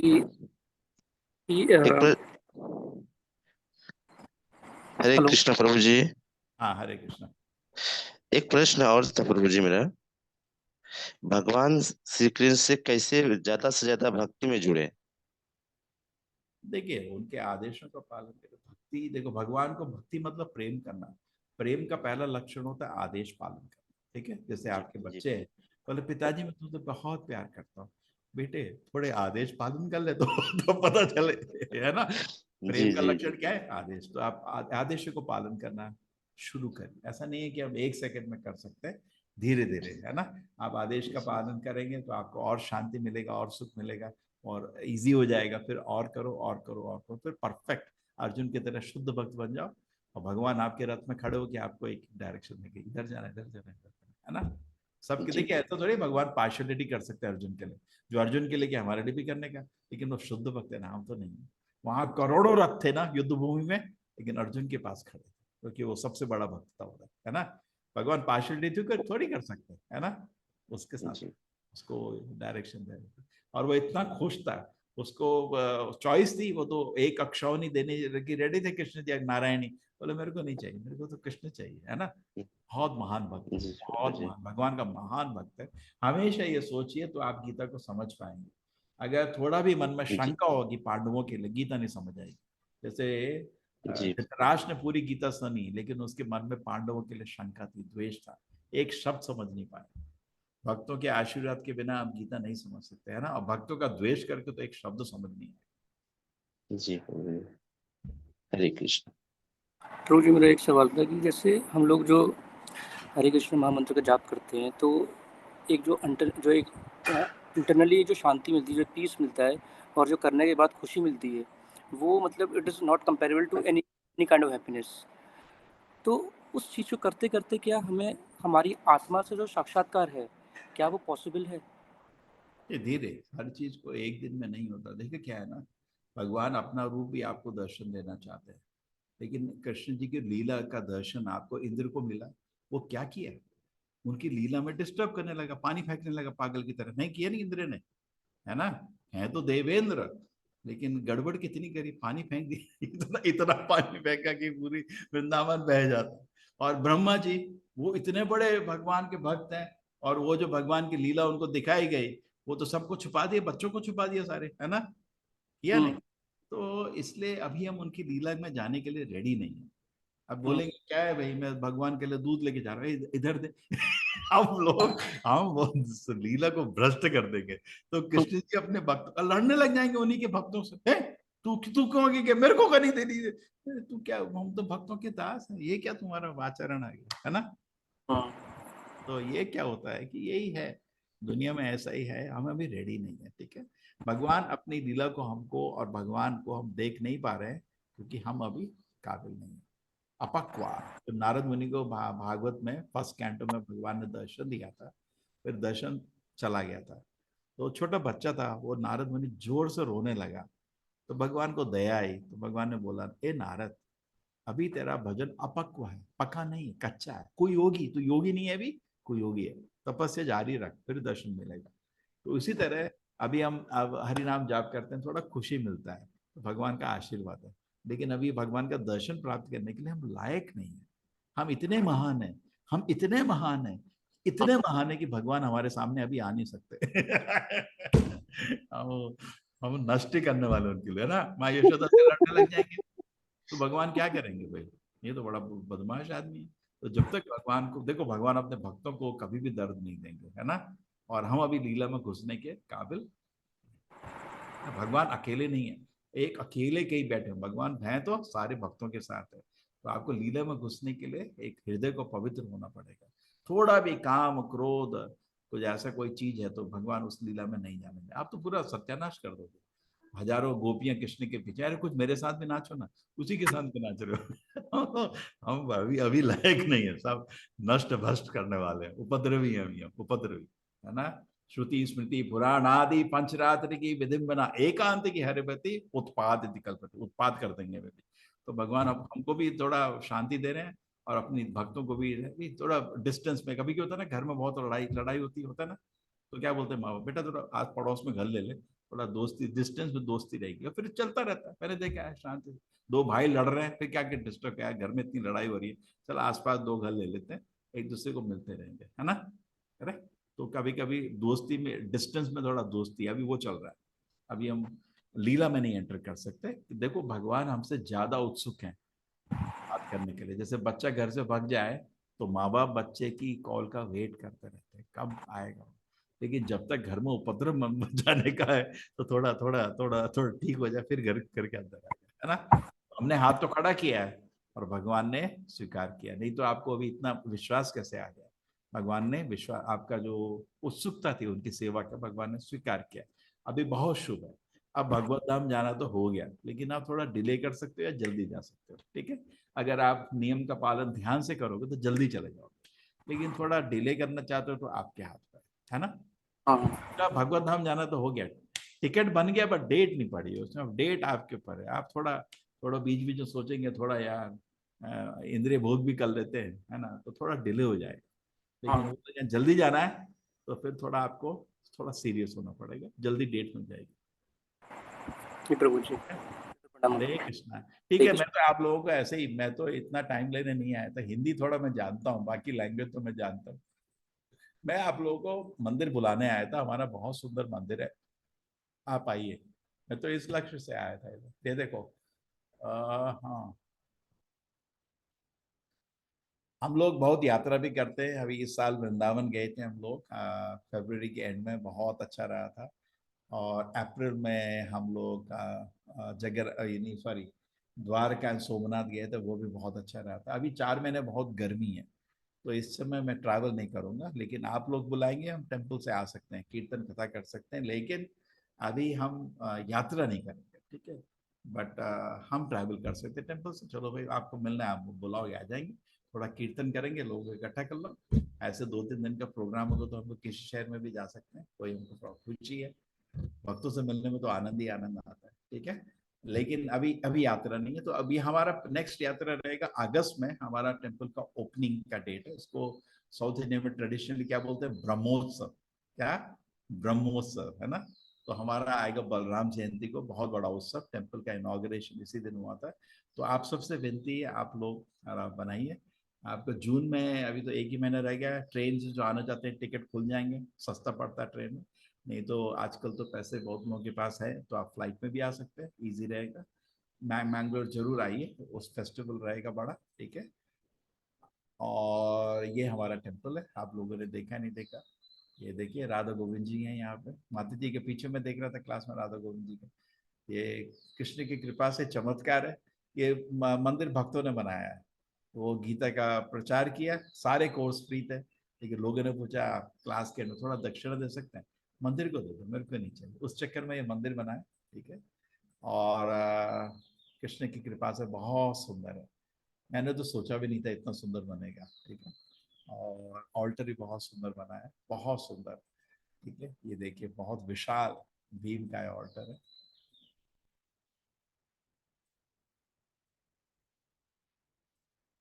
ये प्रभुपाद जी का भी यहाँ पे मूर्ति का स्थापना किया है। ये मंदिर में चारों तरफ डेकोरेशंस है। ये देखिए, फेस्टिवल टाइम में, अभी रामनवमी, कोई भी फेस्टिवल में ऐसा भीड़ रहता है, बहुत पब्लिक पार्टिसिपेट करते हैं, ठीक है। रात को ये मंदिर ऐसे दिखता है, ठीक है। ये आपका शुरुआत हुई थी आई थिंक 21 में, प्लान बना था, जमीन ले ली थी, फिर भूमि पूजा करी। देखिए, इधर आपको कुछ कल्पना भी नहीं थी कि क्या मंदिर बनेगा, क्या समझ में, मेरे को तो जमीन ही समझ नहीं आ रही थी। लेकिन इसमें अच्छा ही था कि चारों तरफ देखो रोड है इसके। मेरे को बहुत अच्छा लगा, एक साइड रेलवे लाइन है, बाकी साइड रोड है। मैंने कहा ये तो मजा आ गया, ऐसे ही चाहिए थी जगह। नहीं तो क्या होता, कीर्तन करो, 2 लोग आते हैं, अरे मेरे बच्चे, बच्चे का नखरे बहुत बनाते हैं। मेरा बच्चा अभी सो रहा है, आप लोग कीर्तन कर रहे हो, डिस्टर्ब हो रहा है। मेरा बच्चा अभी पढ़ रहा है, आप लोग क्लास ले रहे हो, तो बहुत तंग करते हैं। तो ये इसमें क्या हुआ था कि चारों तरफ रोड है, तो इसमें हमको थोड़ा जगह है। देखिए, भूमि पूजा है। फिर उसके बाद आपका कंस्ट्रक्शन अगस्त 22 में आधा कंस्ट्रक्शन हो गया था। फिर ओपनिंग शुरू हो गया 23 में। पहले ब्रह्मचारी आश्रम खुला, फिर सेम 23 में एंड में हमारा ऑडिटोरियम रेडी हो गया। और 24 में हमारा अगस्त में 19 में टेम्पल का इनॉग्रेशन हो गया, ठीक है। ये आपका, अभी हम लोग मंदिर के पीछे बड़ा वो बना रहे हैं, कॉलेज। ये आपका कॉलेज बन रहा है, रेजिडेंशियल कॉलेज। जैसे आपके कोर्स चलते रहते ना, कभी आपको मन होगा चलो मंदिर में जाके थोड़े दिन रह सकते हैं क्या, सुबह सुबह उठ के आरती अटेंड कर सकते हैं, ये फैसिलिटी चाहिए। क्योंकि हमारे जो बाकी कोर्सेज है ना, उसमें कुछ दिन तो रेजिडेंशियल होना चाहिए, हाइब्रिड एडवांस कोर्सेज, भक्ति शास्त्री, पर्टिकुलरली भक्ति शास्त्री, भक्ति वेदों में। तो हमको अराउंड 50 रूम्स चाहिए। हम अभी कर रहे हैं काम उस पर। ये आपका, ये अभी काम चल रहा है। ये 5 स्टोरी बिल्डिंग बनेगा, that will be the college for the, आप सबके लिए फैसिलिटी रहेगा, रेजिडेंशियल कॉलेज। लोकल लोग भी फायदा उठा सकते हैं, पर्टिकुलरली डिवोटीज हमारे ज्यादातर ऑनलाइन में है, वो मंदिर में आके भक्तों को मिलना चाहते हैं। Very nice. ये हमने, और मंदिर के पास ही देखिए टेम्पल है। पीछे हमने अभी जपा के लिए बनाया, जपा पार्क। इसको कंपनी ने तो मियावाकी फॉरेस्ट के नाम से इनॉग्रेट किया है, लेकिन हमारे लिए जपा पार्क है। अभी हम लोग यहाँ पे हरे कृष्ण मंत्र का जपा करने के लिए 1 एकड़ का बना है। 2-3 साल में सारे पौधे बड़े हो जाएंगे। 1 एकड़ हमने इसके लिए दिया है। देखिए, अभी फ्रूट फॉरेस्ट, फ्लावर फॉरेस्ट सब बन रहे हैं। अराउंड अभी 5 एकड़ जमीन है हमारे पास, मंदिर तो करीब 2 एकड़ में हो गया, 3 एकड़ जमीन में ये सब हम डेवलप कर रहे हैं।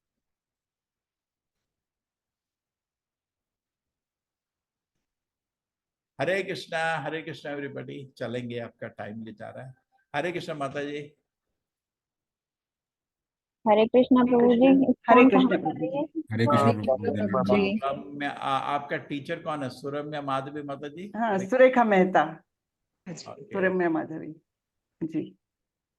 आपके कौन सा वाला अकाउंट? ये वाला, ओके। माता जी आई विल टेक लीव, आपका भी थैंक यू सो मच प्रभु जी, क्लास के लिए आपके तो दर्शन हुए, बहुत बहुत धन्यवाद प्रभु जी, धन्यवाद। हरे कृष्ण बहुत अच्छा प्रभु लगा। जी, नाइस टू सी आपका हरे वॉइस। कृष्णा प्रभु जी। हरे कृष्णा प्रभु जी। हरे कृष्णा, क्लासेस बहुत अच्छा चल रहा है, खुशी है? खुशी है प्रभु जी। हाँ? प्रभु जी। देखिए गीता तो हम लोगों के घर में पढ़ी थी, कितना ज्ञान है उसमें, मालूम नहीं था ना, करेक्ट? और आपको अच्छा टीचर भी मिल गया तो क्लियर हो जाता है। खुद पढ़ने में ना समझ नहीं आता, टीचर चाहिए हर चीज के लिए, टीचर है ना। तो हमारे अभी हमको करोड़ों, देखिए कितने लोग हैं दुनिया में, अभी देखो कश्मीर में कितना दर्द होता है। अरे गीता सुनोगे ऐसे जिंदगी नहीं करोगे, सबको पढ़ाओ। 18 दुनिया में कितने 8 बिलियन जितने लोग, सबको गीता के एक पूरा कोर्स करा दो। तो हमको टीचर चाहिए, हजारों लाखों करोड़ों टीचर, किसी को नहीं छोड़ेंगे, सबको गीता समझा देंगे। नहीं, दुनिया में ये वैसे आपके उपकार है प्रभु जी हमारे ऊपर, आपके उपकार है हमारे ऊपर। देखिए अभी शुरू किया था ना, हम खाली 2-3 टीचर थे, मैं दिन में 9 क्लास लेता था, मेरे को 2 लैंग्वेज आती है, हिंदी इंग्लिश, सुबह से रात तक 9 क्लास होती थी, बड़ा कष्ट था उससे। अभी देखो, अभी तो मेरे को पता भी नहीं है कोर्स चल रहा है, मैं सोच रहा था 18 दिन है, देखो अभी आप पता भी नहीं है कोर्स चल रहा है, किस चैप्टर में है। इतना अच्छा रिस्पॉन्सिबली लोगों ने ले लिया। मेरे को पहले नाइट आउट्स होते थे, दूसरे दिन के लिए हमको प्रेजेंटेशन बनानी पड़ती थी, लॉजिस्टिक में रहता था। अभी इतने एडमिनिस्ट्रेशन आ गए हैं and they are doing such nice service, हमको कुछ भी ऑटोमेटिकली इट इज रनिंग, ठीक है। So it's going very nicely. बहुत खुशी है कि this small initiative is not taken up by so many devotees and it's so nice कि मैं अगर किसी को टीचर को फोन करूँ ना, thank you for taking class, बोलते प्रभु जी नहीं बोलिए, I am enjoying more than you. सब कुछ Yes. ऐसा नहीं है कि देखो everybody is doing free service. ऐसा क्या काम है बताओ दुनिया में, एक आदमी है 2 मिनट का काम नहीं करता बिना पैसे, सब लोग free service and after that thank खुद करते हैं। वेरी नाइस, बहुत मजा आया। इट्स सो नोबल वर्क है ना। So I wish everybody take the spirit, please understand Gita patiently, पहले सुनिए, 3 साल you should hear, 3 years you hear nicely, by the time आपका भक्ति शास्त्री भी हो गया होगा, ठीक है। एंड एक्चुअली हिंदी में they have volunteered, level 1 is daily, level 2 daily. अगर ये डेली चलता रहा 1 year में आपका भक्ति शास्त्री भी हो जाएगा, ठीक है ना। So good, quickly become a good teacher and we want अपने घर में, अपने पड़ोस में, अपने दोस्तों, सबको गीता पढ़ाओ, लेट एवरीबॉडी लर्न गीता। गुरु बिना ज्ञान नहीं है प्रभु जी। गुरु आपने हमें गुरु भी इतने अच्छे अच्छे दिए हैं, सही में आपका कितना कितना धन्यवाद करें, हम कम है। आप सब बनिए, आप सब, एवरीबॉडी बिकम अ टीचर, ठीक है, एंड टीच। प्रॉपर से millions of teachers we need, है ना। एंड कुछ लोग आप प्रोफेशन में भी हैं, आपको तो लोग बहुत आदर से सुनेंगे। मेरे को तो सोचते हैं साधु है, चलो गीता बोल रहा है, किसको अप्लाई करना है, इसको तो कुछ काम नहीं है, हमको ऑफिस जाना है, घर बच्चे। लेकिन आप लोग पढ़ाएंगे तो लोग ज्यादा ध्यान से सुनेंगे, ठीक है ना। उनके घर में बच्चे भी है, फैमिली भी है, उनका भी ध्यान रख रहे हैं, तो आपको बहुत प्रैक्टिकल दिखता है। अरे मैं भी फॉलो कर सकता हूँ, है ना। अरे मैं फॉलो करूँ तो यार क्या, इसको तो कुछ काम नहीं, खाली बैठा है। लेकिन आपको तो लगेगा ना भाई, ये तो माता जी जो है, इनके भी फैमिली है, बच्चे हैं, तो साथ साथ गीता भी फॉलो कर रही है, इतने खुश है, मैं भी, इसको तो हो सकता है ना, प्रैक्टिकल दिखता है ना। तो इट इज इजी, ठीक है। वैसे भी यहाँ मंदिर में बहुत काम है, किसी को कभी टाइम मिले ना, आपको 10-15 दिन का थोड़ा छुट्टी मिले, वेलकम, आइए मंदिर में, आप सेवा कर सकते हैं एनी टाइम। आपको लगता है कि चलो कुछ दिन जरा मंदिर में जाके सेवा करेंगे, मोस्ट वेलकम, ठीक है, एनी टाइम में। हरे कृष्णा एवरीबॉडी। हरे कृष्ण प्रभु जी। माता जी हम चलते हरे हैं। कृष्ण। जी, हरे कृष्ण, दंडवत प्रणाम प्रभु जी। हरे कृष्णा। हरे कृष्णा प्रभु जी। हरे कृष्णा माता जी, दंडवत प्रणाम। दंडवत हरे प्रणाम। कृष्णा प्रभु जी, दंडवत प्रणाम। हरे कृष्णा माता प्रभु जी। जी, हरे कृष्णा माता जी, हरे दंडवत कृष्ण, प्रणाम। हरे कृष्ण माता जी, दंडवत प्रणाम। दंडवत प्रणाम। तो आप लोगों ने सुना, प्रभु जी आए हमारे, बहुत अच्छे भाग्य। हाँ, तो ये जो बड़ा कार्य अभी भी होना बाकी है, कौन सा, गीता कॉलेज का काम होना बाकी है अभी। बाकी तो मंदिर वगैरह बहुत सुंदर बन गए हैं, हाँ, बाकी सब चीजें बहुत सुंदर बन गई। अभी सिर्फ ये होना बाकी है, भगवत गीता कॉलेज, और वो भी कृष्ण की कृपा है जरूर बनेगा। हम सभी उसमें थोड़ा ना थोड़ा अपना एक कण मात्र ही सही लेकिन योगदान जरूर देंगे, तो वो निश्चित रूप से जल्दी बनेगा। वैसे हम जैसे अभी अर्जुन को बताया ना भगवान ने, निमित्त मात्र भव सव्यसाची, ये तो होना ही है, लेकिन तुम निमित्त बनो और तुम भी क्रेडिट लो। तो वैसे ही हमको भी कम से कम छोटा ही छोटा योगदान देकर बनना तो है ही। अब ये कृष्ण की इच्छा है कि ये सब भव्य दिव्य इतना मंदिर बन गया, कॉलेज भी बनना ही है, लेकिन उसमें अगर हमने योगदान दिया तो हमारा क्रेडिट हो जाएगा, छोटा सा तो भी, है ना। चलिए, तो आज का सत्र यही खत्म करते हैं। सबको बहुत खुशी हुई होगी, मुझे निश्चित रूप से पता है, प्रभु जी के दर्शन पाके, उनकी बातें सुन के निश्चित रूप से आप लोगों को भी बहुत खुशी हुई होगी, है ना। हाँ जी माता जी, बहुत ज्यादा। जी माता जी, तो उन्हीं ने ये सब चालू किया। आप सोचिए कितना मतलब कितना भव्य दिव्य अभी इसका रूप हो गया है। इतने करीबन 2000 वॉलेंटियर्स हम लोग काम करते हैं, और बहुत खुशी होती है हमको। वही जैसे प्रभु जी बोल रहे थे ना, वो अगर हमको थैंक यू देंगे तो हम तो बोलते हैं नहीं नहीं प्रभु जी, हमको सेवा मिली है, हमको कितनी खुशी है है ना। कृष्ण की सेवा मिली हुई है कि हमको पढ़ाने का मौका मिल रहा है। ठीक है, तो चलिए आप सब भी ऐसे ही सेवा में लग जाइए, और ज्यादा से ज्यादा हम सब मिलके भगवत गीता का प्रसार करेंगे, ज्यादा से ज्यादा लोग मिलके, ठीक है ना। तो आज के लिए इतना ही। हरे कृष्णा। वाचा कल्पतरुभ्यश्च कृपा सिन्धुभ्यैव च पतितानां पावनेभ्यो वैष्णवेभ्यो नमो नमः। अनंत कोटि वैष्णव वृंद की जय, श्रीला प्रभुपाद की जय। हरे कृष्णा। हरे हरे कृष्णा सभी को। कृष्ण माता जी। हरे कृष्णा।